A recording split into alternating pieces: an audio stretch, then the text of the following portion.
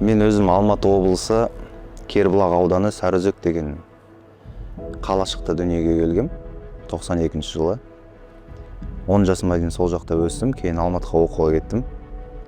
Бірақ түп тамырым, ата тегімнің барлығы Қоңырөлең деген ауыл, Анталы деген ауыл бар, Жаркент ауданы, Панфилов ауданы, Жаркенттен болады.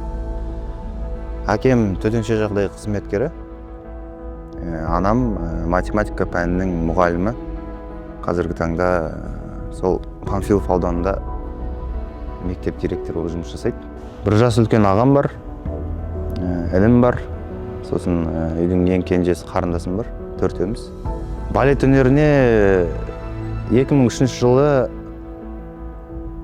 ата-анам жарнама көріп теледидардан. Содан осы балалар қалада оқысын деген ниетпен менің де екемім келетін, өзім бір орында отырмайтын, бұлшығетін барлығы бір жақсы бір екемді болатын әйтеуір. Созылғанға, сол кезде шпагатқа отырғанда, Джеки Чанның, Жан-Клод Ван Дамның киноларына тойып алған кездер ғой. Сол ата-аналарымнан энергиясы осыған жетіп тұр деп берген болатын. Қалада оқысын деді бір жағынан. Алматыда өссін, көзқарасы өссін деген сияқты. Айналадағы әлем әртүрлі болып жатыр ғой, сондықтан олар жақсы ниетпен осы бір дамысын, ортасынан қалып қалмасын деген ниетпен 10 жасымда Алматыға училищеге берді. Селезнев атындағы хореография училищесіне түстік 2003 жылы. Содан бері балетте жүрміз. Енді ата-анамыздың сөзін жерге ұстамауға басты ниет. Балеттің не екенін ұқпадық. Басында барғанда, анам ұстаз болғандықтан ұстаздарға деген құрмет бізде кішкентай кезден өзімізден. Енді анамыз сияқты кісілердің сөзін жерге ұстамау, айтқандарын жасау, сол ниетпен келіп, кейін үлкен өнерде жүрген ағаларымыздың өнерін көріп қызыға бастадық, шабытымыз ашыла бастады, халықаралық байқауларға барып қатыса бастадық. Бір нәтиже көре бастағандықтан шабытымызды ашып, содан бері әлі келе жатырмыз, міне.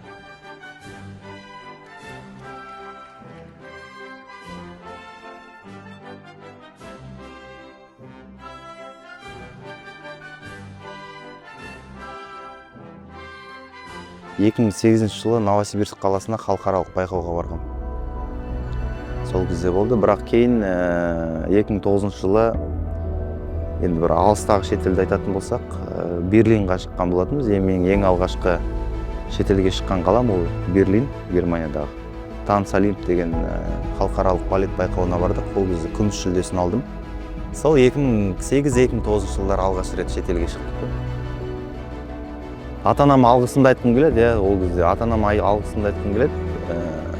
Осы сол кезде көмектесіп, демеп, жоқ деп, бізді бір шектетпей айтқан бағамызды, енді ол кезде шетелге шығу енді оңай емес қой, сол кезде қаншама ақша кетеді, соның барлығын әке-шешеме рахмет, жағдайдың бәрін жасағанына. Өкімет жағынан жоқ, ол кезде ешқандай көмек болған жоқ. Виза жасау жағынан барлығынан өзіміз мұғалімдеріміз жүгірді, көмектесті. Бірақ та өкімет тарапынан бізге ақша бөліп ондай болмады. Мен өз басым соңғы жылдағы 5 байқауымды айта кетейін.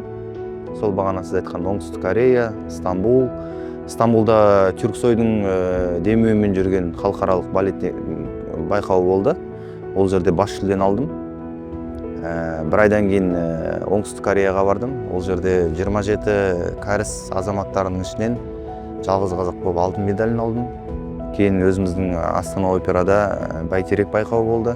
Ол жерде бас жүлдені алып қалдым, шетелге жібермей.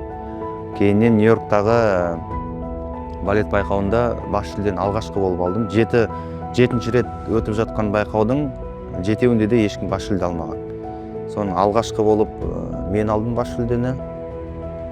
Бір жағынан алғашқы қазақ болып сол жерде бас жүлде алған адаммын. Кейіннен сол жақтан Мәскеуге бірден ұшып келіп, таңғы сағат 6-да ұшып келдім. Кешкі сағат 7-де бірінші турда байқауды бастап кеттім. Ол Мәскеуде алғашқы қазақ болып алтын медалін алған мен болатынмын. Осы 5 байқаудың ішіндегі ең күрделісі, ең қиыны осы Мәскеу балет байқауы болды. Себебі бұл өзі бір, мен өзім түсіндім, себебі Мәскеу балет байқауы балет әлемінде олимпиада сияқты 4 жылда бір рет өтеді. Ол жерге көптеген әлемнің мықтылары келеді. Солардың ішінде барлық оған дейін жеңіп келген 4 байқауымды бір нәтижесі сияқты болып көрінді. Себебі олардың барлығын жеңіп келіп, егер Мәскеу балет байқауында жеңіс таппасам, енді күміс алып қалуым мүмкін, мысалы қола алып қалуым мүмкін. Соның өзі ол мен үшін бір үлкен нәтиженің деңгейдің төмендеуі деген сияқты. Сондықтан 4 байқауды ұтып келіп, Мәскеуден жеңбеу мен үшін бір психологиялық тұрғыда салмақ түсірді. Себебі енді психологиялық тұрғыда келгенде өзіңе сұрақ қоясың ғой. 4-еуін жеңіп тұрып, мен өйткені білдім, Мәскеу балет байқауы мен үшін соңғы балет байқауы деп. Өйткені Мәскеу балет байқауынан кейін басқаларға барудың да қажеті жоқ. Бұл балет байқауларының ішіндегі шыңы, деңгейі жоғарғы, мықтылардың келетіні. Сондықтан сол жерді жеңсең болды, ары қарай байқауға барудың қажеті жоқ. Сол жерде Аллаға шүкір алтын медалін алдым. Одан кейін бір осындай бір жиналатын телефон номерлер, сол басқа адамдармен қарым-қатынас шығатын директорлар, фестиваль директорлары, театр директорлары, балет художественный руководительдер, көркемдік жетекшілер.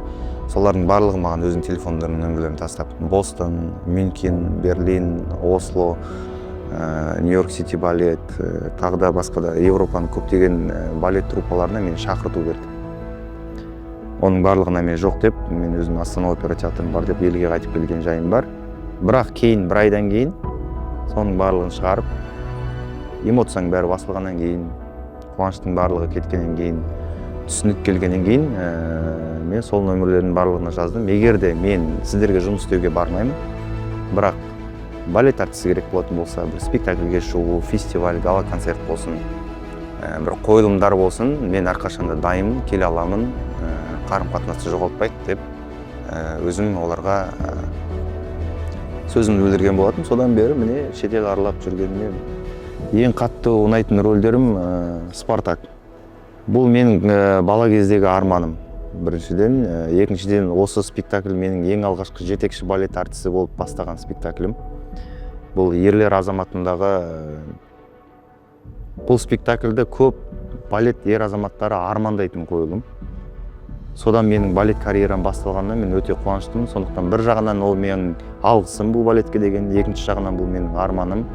Үшіншіден, осы Астана операда алғашқы болып Спартак балетін сомдаған, 21 жасымда сомдаған, осы бір кішкене де осын тарихта қалған деген бір оймен, осымен басталған деген оймен осы бір ең сүйікті балетім. Әлі күнге 10 жылдан асты билеп келе жатқанына, бірақ әлі күнге бұны шыңдайтын, өзгертетін, дамытатын қыр-сырлары әлі таусылмаған. Сондықтан бұл мен үшін әрқашанда бір жаңа жағынан ашылады, әрқашанда Спартактың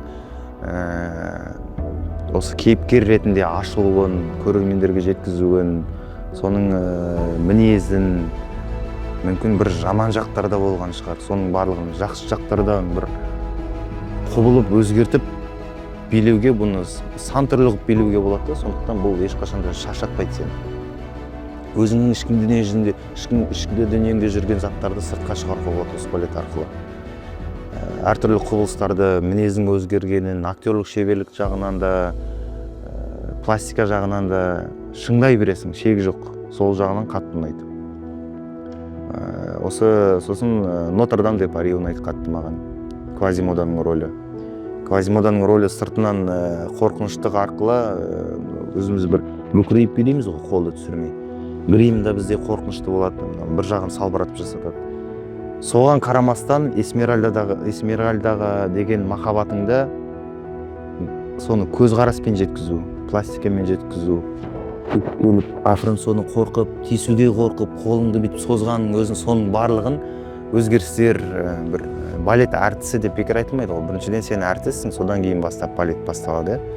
Сондықтан осындай маған бір актерлік шеберлік жағынан көрсететін балеттер қатты ұнайды.